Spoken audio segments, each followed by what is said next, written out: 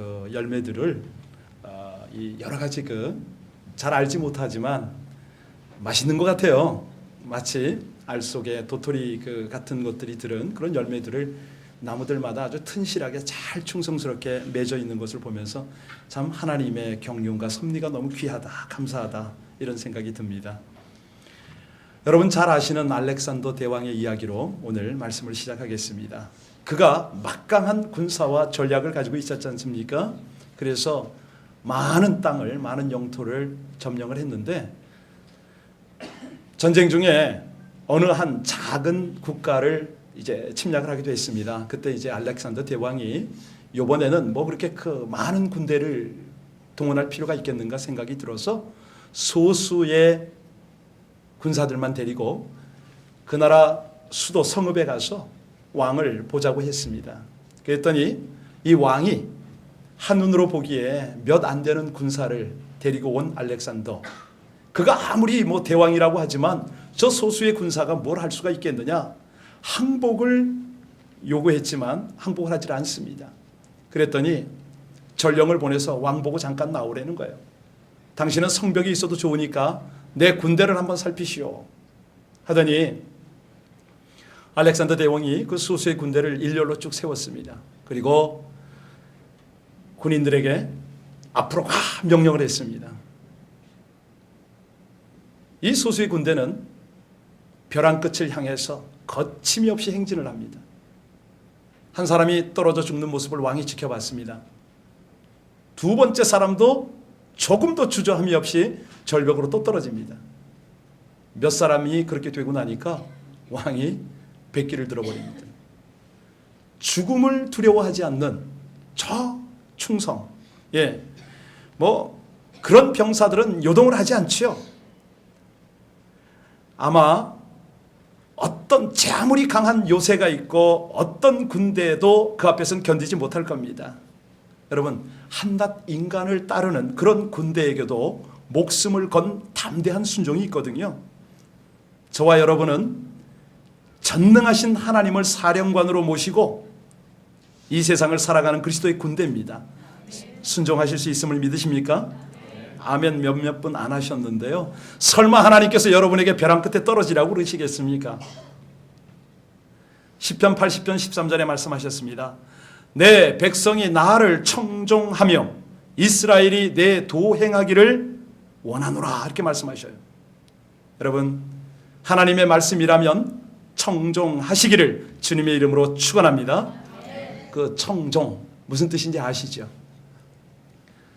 여러분 보시기에 지금 화면에 떴는데 저 청자가 들을 청자죠. 종은요? 들은 대로 행하다 뭐 이런 뜻이 되겠습니다. 이 청종에는요, 듣는 것과 행하는 것이 반드시 있어야 됩니다. 중요한 것은 먼저 듣는 것이죠. 듣는 것에 문제가 생기면 행하는 것에는 자동적으로 문제가 생기기 마련입니다. 그래서 어리석은 사람을 비유할 때 흔히 당나귀 귀다 이렇게 말하지 않습니까? 당나귀는 아주 기다란 귀를 가지고 있지만 잘 듣질 못합니다.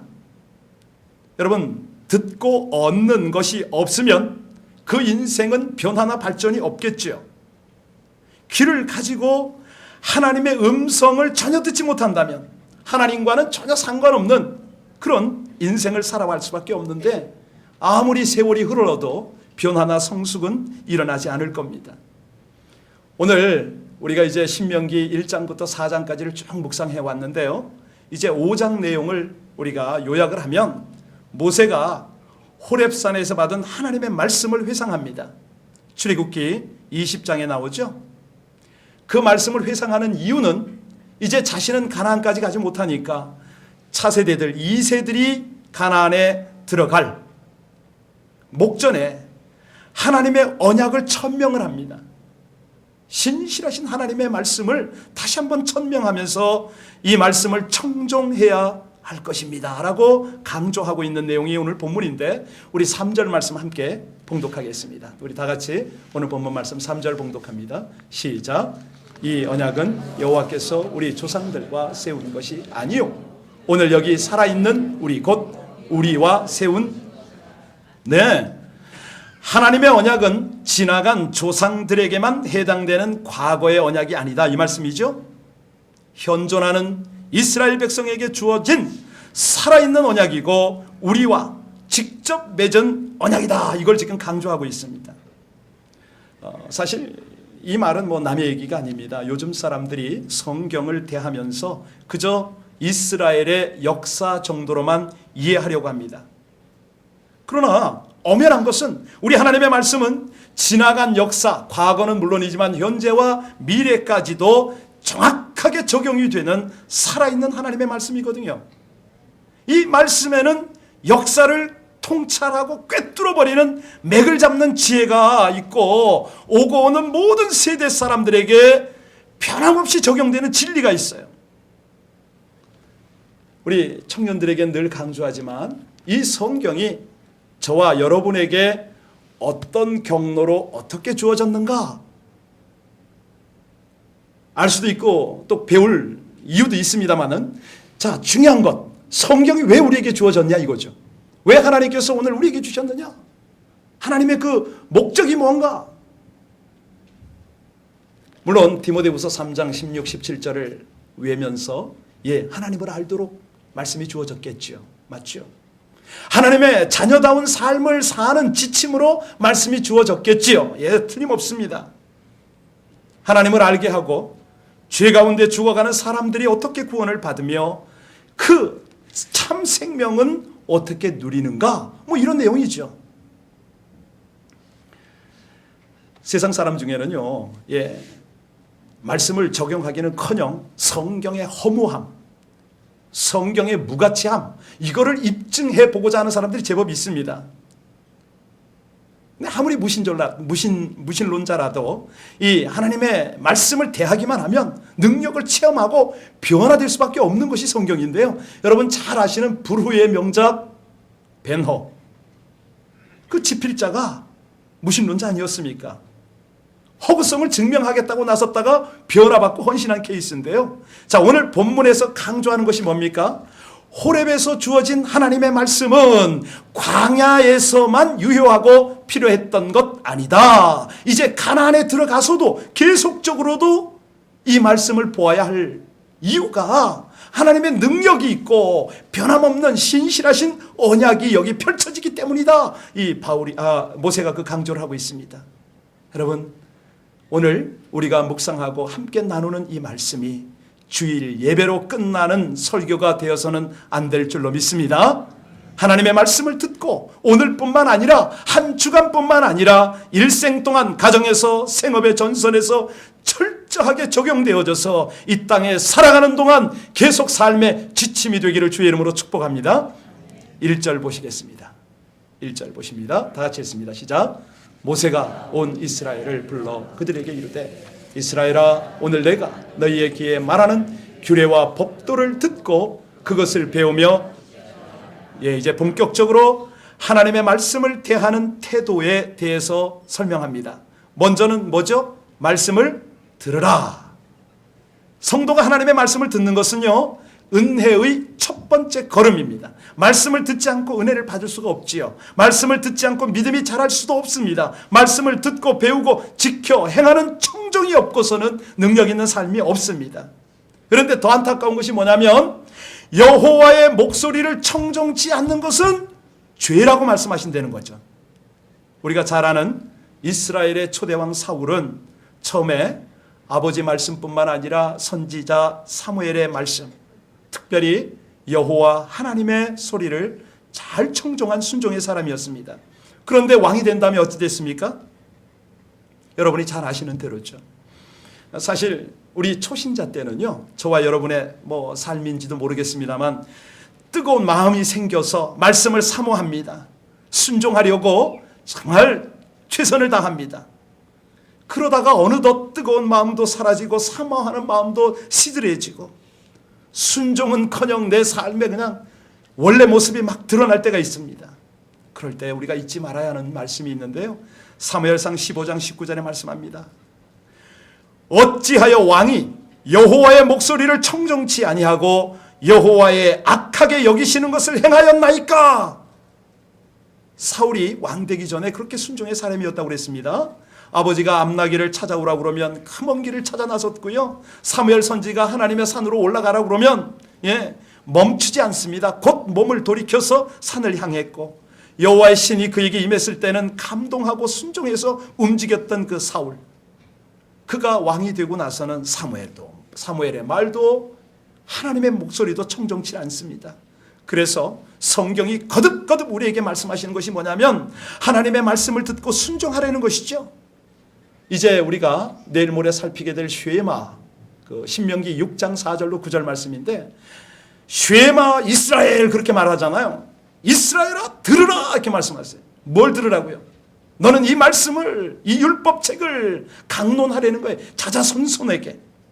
여러분, 예수님께서도 이 내용에 대해서 분명히 말씀하고 넘어가세요. 누구든지, 마태복음 7장 24절에 누구든지 나의 이 말을 듣고 행하는 자는 그 집을 반석 위에 세운 지혜로운 사람 같으리니, 말씀을 분명히 하셔요. 그리고 우리 주님 다시 오실 때 그때를 대비해서 주신 계시록의 말씀도 이 예언의 말씀을 읽는 자와 듣는 자와 그 가운데 기록한 대로 지켜 행하는 자가 다 복이 있다고 말씀하시죠. 질문하겠습니다. 여러분들 자녀들이 있는데요, 어떤 자녀가 가장 귀하고 예쁩니까? 네, 자녀들아 너희 부모를 주 안에서 순종하라 그랬기 때문에 부모님을 존중하고 순종하는 자녀들 귀하고 예쁘겠죠. 여러분, 어떤 아내가 귀하고 예쁩니까? 말할 필요가 없습니다. 남편을 존중하며 남편 말을 순종하는 아내가 제일 귀하고 예쁘죠. 에베소서 5장 22절에 말씀하셨습니다. 아내들이여 자기 남편에게 복종하기를 주께 하듯 하라 이렇게 말씀하셨어요. 또 데살로니가전서 5장 12절 13절에 너희를 다스리는 권하는 자들을 너희가 알고 가장 귀히 여기라 말씀하셨고요. 우리 예수님도 마찬가지입니다. 당신께서 가장 귀하고 예쁘게 본 제자들은 누굴까요? 주님 사랑하고 말씀 순종하는 그런 제자들을 가장 귀하고 예쁘게 보셨겠지요. 우리 주님께서 베다니 마리아를 한번 만났을 때 그러십니다. 주의 발 아래 앉아 그의 말씀을 듣더니, 말씀을 청종합니다. 그랬더니 주님께서 그런 말씀을 하셔요. 마리아는 이 좋은 편을 택하였으니 빼앗기지 아니하리라, 이런 말씀을 하시죠. 그렇습니다. 여러분, 지금 왜 계속 우리 주님께서 듣기를 강조하시는지 아십니까? 양은 목자의 음성을 들을 줄 알아야 할 줄로 믿습니다. 하나님의 말씀을 통해서 우리 하나님께서 부르시는 소리를 우리가 자꾸 들어야 합니다. 그래야 용서의 음성을 듣게 될 줄로 믿습니다. 그분의 사랑의 소리를 듣게 될 줄로 믿습니다. 여러분, 정말 감사한 것이 있습니다. 뭔지 아세요? 목자는 양의 신음소리를 듣는다는 거예요. 하나님은 우리들의 소리를 들으신다는 거예요. 그래서 이것을 정리하면요, 설교는 우리가 하나님의 음성을 듣는 시간이고, 기도는 하나님께서 우리의 음성을 듣는 시간인 줄로 믿습니다. 바로 이겁니다. 우리가 기도를 통해서 고통소리, 신음소리 낼 수 있거든요. 이것을 우리는 들음의 관계다 이렇게 이해하면 좋겠습니다. 하나님과 우리 사이에 서로가 듣는 이 들음의 관계가 중단될 때는 모든 것이 중단될 수도 있다는 것이죠. 그래서 여호와께서 번제와 다른 제사를 그 목소리 순종하는 것을 좋아하심같이 좋아하시겠나이까? 순종이 제사보다 낫고, 그 다음 말이 중요합니다. 듣는 것이 수양의 기름보다 나으니라. 할렐루야. 들음의 관계입니다. 이것이 파괴가 될 때 다 파괴가 되는 것이죠. 믿음도 사랑도 구원도 기쁨도 축복도 다 파괴가 됩니다. 여러분, 은혜 받고 행복 얻는 길은 듣는 길임을 믿으시기 바랍니다. 성도와의 관계에서 그렇습니다. 서로 잘 들어주면 그 관계가 얼마나 행복해지지 않습니까? 행복한 가정관계 말할 것도 없습니다. 듣는 것입니다. 그래서 빌립보서 4장 9절에 분명히 말씀합니다. 너희는 내게 배우고 받고 듣고 본 바를 행하라, 청종하라죠. 그리하면 평강의 하나님이 너와 함께, 할렐루야, 바로 그거예요. 하나님이 함께 하시니. 그래서 우리가 하나님의 말씀을 듣고 배우고 지켜야 하는 것, 이것을 지금 모세가 강조를 하고 있습니다. 우리 시대에 이것을 적용하면요, 예배는 말씀을 듣는 시간이다, 이렇게 이해할 수가 있으면 되겠고요. 그 다음에 중요한 것은 말씀을 듣는 시간뿐만 아니라 배우는 시간이 필요하지 않겠습니까? 그 시간은 성경을 공부하는 시간입니다. 우리가 하나님의 말씀을 들을 뿐만 아니라 배워야 하는데요, 살아있는 교회, 살아있는 성도의 특징이 뭐냐면 하나님의 말씀이 그 속에 살아 역사하는 것이죠. 그 말씀을 배우려는 성도들이 많은 교회가 살아 역사하는 교회죠. 왜? 하나님의 말씀은 배워 행해서 완성되기 때문에 그렇습니다. 우리 신앙생활에 열매가 많이 보이지 않을 때 왜 열매가 없느냐 하면 행함으로 꽃을 피우지 못하기 때문입니다. 여러분, 행동하는 믿음을 하나님께 보여줄 때에 성령께서 열매를 맺게 하실 줄로 믿으시기 바랍니다. 5절에 한번 보겠습니다. 같이 한번 5절 말씀 함께 봉독합니다. 시작. 그때 너희가 불을 두려워하여 산에 오르지 못하므로 내가 여호와 너희 중간에 서서 여호와의 말씀을 너희에게 전하였노라. 여호와께서, 이해하셨습니까? 하나님의 말씀 앞에, 하나님의 임재 앞에 잘 나가질 못하죠. 그래서 여기 보면은 하나님께서는 모세를 부르셔서 하나님과 이스라엘 백성 사이에 중보자로, 말씀을 연결해주는 중보자로 세웠다는 것입니다. 제가 이 설교를 하면서 김 목사가 하나님과 여러분 사이에 말씀을 전하는 중보자로 세움받았습니다라고 하면 여러분들의 마음이 어떨까요? 예. 또 목사 티내나? 아니에요. 여러분, 목사도 그렇고 모세도 그렇고 완전한 중보자는 아닙니다. 하나님께 다만 쓰임받을 뿐입니다. 중요한 것, 그래서 하나님께서 우리와 하나님 사이에 완전한 영원한 중보자를 세우셨으니 그가 할렐루야 예수 그리스도입니다. 예수 그리스도의 그분의 삶을 지배했던 가장 중요한 가치관이 뭘까요? 예, 하나님을 청종하는 것입니다. 하나님의 뜻에 절대 순종하는 것입니다. 그래서 우리와 하나님과 원수 관계를 연결시키기 위해서 십자가를 지셨죠. 여러분, 예화를 한두 번 들어보셨겠습니다만 그 2차 대전 전쟁터에서 급한 통신을 보내야 되는데 전선이 끊어져서 방법이 없으니까 통신병이 뛰어나가서 그 포탄이 비오듯 쏟아지는 전장에서 뛰어나가서 자기가 양팔을 잡아서 전선을 연결해서 통신문을 보냈다라는 그런 예화 들으셨죠. 우리 예수님이 바로 그런 분입니다. 한 손으로는 하나님의 그 소통을 위해서 하나님 쪽을 붙잡고 한쪽은 우리 죄인, 완전히 막혀버린 우리 죄성을 붙들고 우리 하나님께로 연결하는 바로 그런 일을 우리 예수님이 담당하시거든요. 그런데 유대인들은 이 십자가를, 예수님을 십자가에 못 박은 것, 아니 그분이 하나님의 아들로서 하나님과 인간의 중보자가 됨을 몰랐기 때문에 그 일을 저지른 거 아닙니까? 여러분, 예수 그리스도가 하나님의 아들이고 그분이 우리와 하나님 사이에 참 중보자가 되심을 믿으시길 바랍니다. 그러므로 그분의 말씀 듣고 배우고 행하는 그 성도에게는요, 하나님의 약속된 복이 천대까지 함께 하실 줄로 믿습니다. 지금은 그러면 그 예수님을 만날 수 없는데 어쩌죠? 예, 방법을 하나님께서 제시하셨죠. 예수께서 보내신 성령의 역사가 함께 하시지 않습니까? 우리가 듣는 하나님의 말씀 속에서도 보이지 않는 성령님의 강한 역사가 흐르고 있음을 믿으시기 바랍니다. 우리가 하나님의 말씀을 귀담아 듣고 예수님의 그 삶을 배워 행할 때 그 가운데 성령님이 역사하셔서 우리의 삶을 얼마든지 만져주시고 능력 있게 이끌어 가심을 믿습니다. 어른이나 아이나 마찬가지죠. 한 벽돌 공장에서요, 노동하면서 간신히 생활해가는 13살짜리 존이라는 소년이 있었습니다. 이 존은 비가 내리기만 하면 항상 진창길로 변하는 교회 입구를 바라보면서 늘 마음이 아팠습니다. 이 아이의 임금이 7센트였는데 어느 날부턴가 이 하나님이 주신 감동을 어찌할 수가 없어서 자기 그 작은 고사리 같은 임금에서 한 장 한 장 벽돌을 사기 시작했습니다. 그리고 벽돌을 깔아 나갑니다. 길이 넓고 폭이 넓어서 저걸 완성하려면 자기 계산으로는 몇 년이 좋게 걸리겠는데 저는 그 벽돌로 하나하나 쌓아가면서 다 포장된 것 같은, 그리고 그 길을 성도들이 즐거워하면서 교회로 가고 있는 그 모습을 환상 속에 보면서 벽돌을 계속 깔고 있었어요. 이 존이 벽돌을 깔기 시작하고 한 달 만에 기적 같은 역사가 일어났습니다. 존의 그 어린아이의 모습을 보고 교회 어른들이 일어선 겁니다. 길뿐만 아니라 낡은 교회당을 헐고 신축하기로 결의한 것이죠. 여러분, 이 기적을 이루어낸 소년 잘 아시죠? 누굽니까?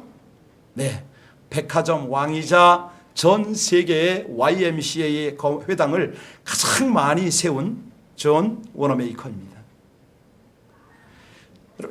우리가 이 하나님을 청종할 때 주의할 것이 하나 있는데요. 축복을 기대합니다. 받습니다. 그런데 이것이 저절로 오는 것은 아니라는 것이죠. 기적은 기다리는 자에게, 마냥 기다리는 자에게 찾아오느냐? 그렇지 않습니다. 우리가 말씀을 듣고 청종을 했다면 믿음은 우리의 책임을 다하는 것이 믿음인 것을 하나님이 다시 한번 확인하길 원하세요.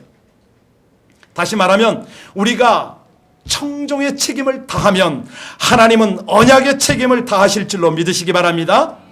예를 들어서 신약 성경에 이 산도로 들려 저 바다에 던지우라, 이 말을 믿고 기도하며 하나님의 기적을 기대한다면 최소한 우리는 그 산을 한 삽씩이라도 떠서 먼저 던져야 된다는 것이죠. 예. 그럴 때 한 삽씩 퍼나르는 믿음의 행동을 할 때 기적은 일어날 줄로 믿으시기 바랍니다. 예, 우리의 행동하는 믿음 가운데, 청종하는 가운데 하나님의 역사가 일어난다는 것이죠. 그런데 오늘 본문을 가만히 살펴보면요, 하나님의 이 축복이 당대로 끝나는 것이 아니라 몇 대까지 이른다고요? 우리 7절 8절 같이 한번 읽겠습니다. 7절 8절 말씀입니다. 다 같이 시작.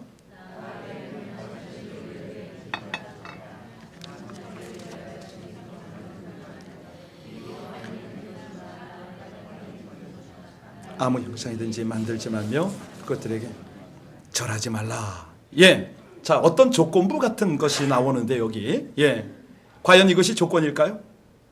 지금 이 내용의 핵심이 뭡니까? 이제 십계명이 출발되는 것 같은데 여기의 핵심이 뭐냐면 중요한 것입니다.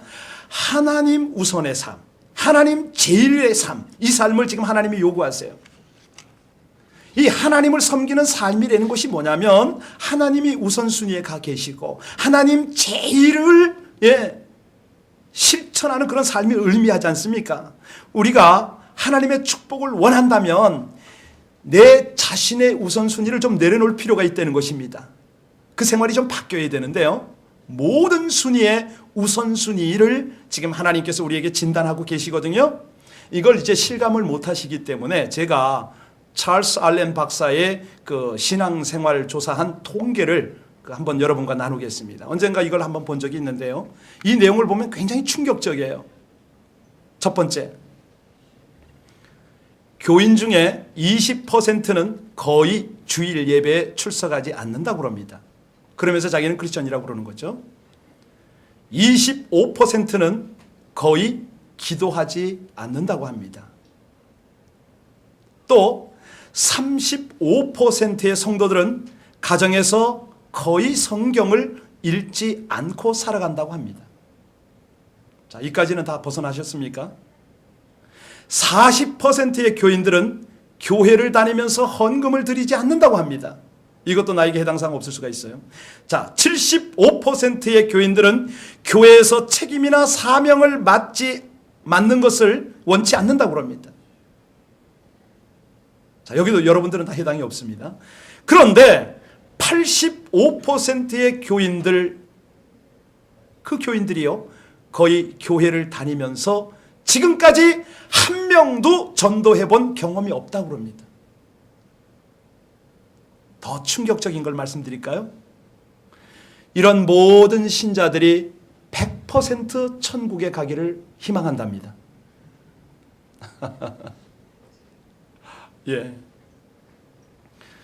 그러니 우리 하나님께서 지금 우리에게 원하시는 것이 무엇이죠? 복된 삶을 어떻게 하든지 살게 하고 싶은데 이 백성들이 자기 생각, 자기 제일주의, 자기 편한 대로 자꾸 살아가는 모습을 보는 겁니다. 여러분, 하나님 제일주의로 다시 한번 우리 마음과 우리 삶을 변화시켜서 우리 하나님이 감동하시고 우리 자녀 천대까지 이르는 축복의 계승자 되시기를 주님의 이름으로 축원합니다. 10절 보시겠습니다. 우리 다 같이 10절 말씀 함께 봉독합니다. 시작. 나를 사랑하고 내 계명을 지키는 자에게는 천대까지 은혜를. 성경에 많지요. 인물들이 많습니다. 그런데 우리는 아브라함을 들어서 이 말씀을 확인하겠습니다. 여러분, 하나님께서 아브라함에게 어떻게 축복하셨습니까? 아브라함에게 복 주시기 전에 먼저 그를 시험하셨습니다. 우리 하나님께서는요, 아브라함에게 100세에 얻은 아들 이삭을 모리아 산에서 제물로 삼으라고 그랬습니다. 사흘길을 가라고 그러셨죠. 여러분, 하나님을, 이게 무슨 뜻인지 이해하셨어요? 하나님은요, 그 중심에다가 아브라함에게 네가 택하라는 거예요. 지금 나를 사랑하든지 네 아들을 사랑하든지 둘 중에 사랑하는 그 선택을 네가 하라는 거예요. 지금 여러분, 이것이 과연 우리에게 주어질 때 우리는 어떻게 할까요? 여러분의 사랑스러운 아들을 지금 하나님이 원하십니다. 제물로 바치라고 합니다. 그것도 100세에 나와서 다시 없는 외아들인데, 대부분 이쯤 되면 핑계를 대거나 하나님께 타협을 하거나 다른 걸 서원하면서 기도하지 않을까요? 아마 저 같으면 그렇게 갔을 것 같아요. 그런데 아브라함이 그 시험을 통과했습니다. 창세기 22장 12절에 하나님께서 말씀하시죠. 내가 이제야 네가 하나님을 경외하는 줄을 알았노라. 인정을 해주세요. 하나님께서 네가 100세에 난 아들보다 나를 더 사랑하는 줄을 이제 알았다는 것입니다. 그리고 곧이어서 하나님께서 아브라함에게 바다의 모래 같고 하늘의 별과 같은 후손을 주셨습니다.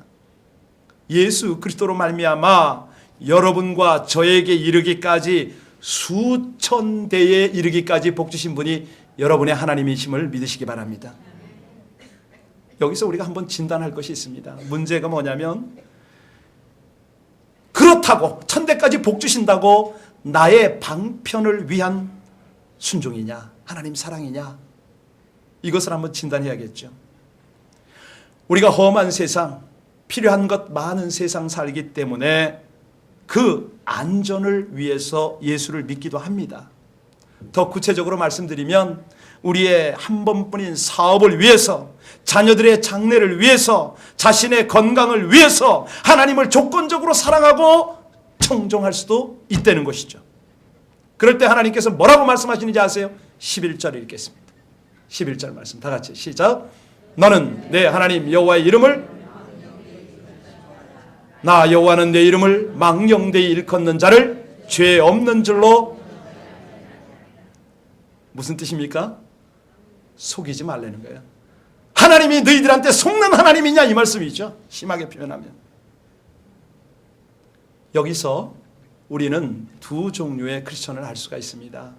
한 종류는 철저하게 모든 일생을 다해서 하나님을 영화롭게 하는, 하나님의 이름을 영광스럽게 하는, 하나님의 영광을 나타내는 삶을 사는 그런 성도가 있고요. 또 한 부류는 하나님의 이름을 욕되게 하는 것이죠. 도용하는 것이죠. 하나님을 이용하는 것이죠. 조건부로 하나님을 믿어드리는 것이죠. 그런 사람이 있다는 것이에요. 더 적나라하게 말씀드리지만 외모의 모습은 하나님의 백성이지만 전혀, 속은 전혀 하나님의 자녀가 아닐 수가 있다고 그랬는데요. 그런 자는 어떻게 하신다고요? 죄를 물으십니다.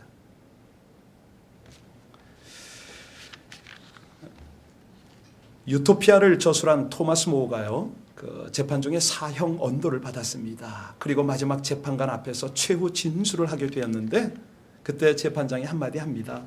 토마스 모어, 당신은 최후 진술을 할 수가 있어.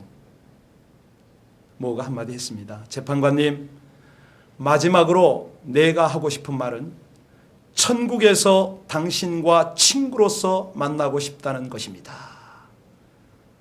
재판장, 당신은 지금 내게 사형을 언도했을지라도 스데반을 죽인 사울이 예수님을 만나고 난 후 지금은 천국에서 스데반을 만나는 것처럼 나도 당신을 만나기를 기대합니다.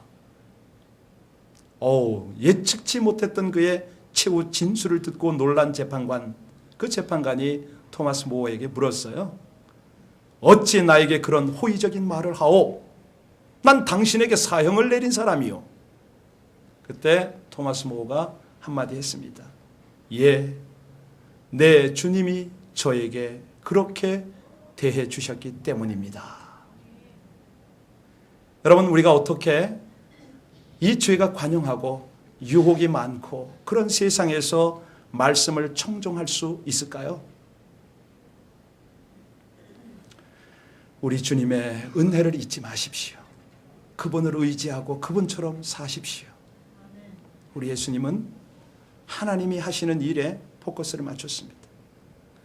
주님 말씀하시면 알죠. 여러분, 그분이요, 하나님이시면서 이 땅에 오셔서 대속의 십자가를 지시고 죽음까지 당하시는 그 온갖 수모와 그 모든 것들을 당하시면서 십자가를 지시고 죽음을 당하시기까지 청종의 일생을 사셨습니다. 그렇다면 우리도 도전할 수 있습니다. 물론 그때마다 망설여지고 내가 할 수 있을까 두렵지만 성령님 의지하십시오. 우리 주님께서 우리에게 보내주셨습니다. 여러분, 오늘 말씀 좀 정리가 되셨습니까? 세상이 어지럽고 타락해 갈수록 말씀을 청종하는 것은 그만큼 힘들어집니다. 그래서 우리에게 주님께서 보혈을 주셨어요. 십자가 보혈을 주셨고 우리와 더 가까워지시려고 지금도 변함없는 말씀을 다시 한번 우리에게 나타내십니다.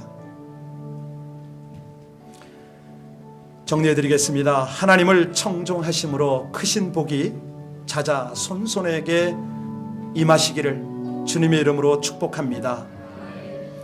하나님을 청종하시는 여러분의 기도가 하나님께 온전히 연락되어지고 그분께서 낱낱이 다 들으시고 응답하시는 기도가 되기를 축복합니다.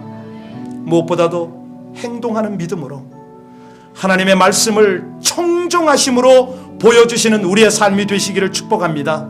그러기 위해서 하나님 제1주의, 가정이나 일터나 이웃과의 관계에서 주님의 이름을 높이겠다 결단하시길 바랍니다.